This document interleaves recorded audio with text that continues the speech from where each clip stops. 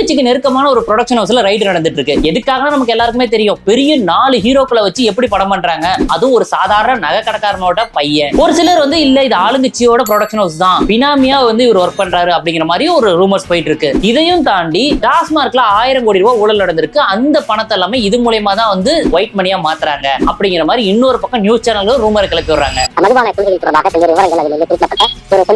இது உண்மையா பொய்யாங்கிறத தாண்டி சினிமாவில ரொம்ப வருஷமா ஒரு பிரச்சனை இருக்கு. இங்க எந்த ப்ரொடக்ஷன் ஹவுஸுமே பாத்தீங்கன்னா மேக்ஸிமம் ஏதோ ஒரு ஹீரோவுக்கு பின்னணியில தான் இருக்காங்க. அதனாலதான் யாருமே உண்மையான பட்ஜெட் என்னங்கறத சொல்லவே மாட்டேங்கிறாங்க. அப்படி சொல்ல ஆரம்பிக்கும் போது ஆட்டோமேட்டிக்கா இந்த படம் ஃபிளாப்பா ஹிட்டாங்கிறத மக்களே முடிவு பண்ணிடுவாங்கல்ல. ஒரு சிலர்னா பாத்தீங்கன்னா மொத்த பட்ஜெட் இவரே இன்வெஸ்ட் பண்ணுவாரு, ஆனா ஏதோ ஒரு பேருக்கு ஒருத்தர் ப்ரொடியூசர் மாதிரி ரெடி பண்ணிடுவாங்க. இதனால என்ன பிரச்சனை வரும் அப்படின்னா இவங்களோட கருப்பு பணத்தை வெள்ளை பணமா மாத்திடுவாங்க பெரும்பாலுமான ஹீரோக்களும். இது தமிழ் சினிமாவில் மட்டும் உள்ள பிரச்சனை இல்லைங்க, வேர்ல்டு சினிமா ஃபுல்லா இந்த பிரச்சனை இருக்கு. கருப்பு பணத்தை வெள்ளை பணமா மாத்துறதுக்கு ஈஸியான வழி சினிமாங்கிறது 199% பேருக்கு தெரியும்.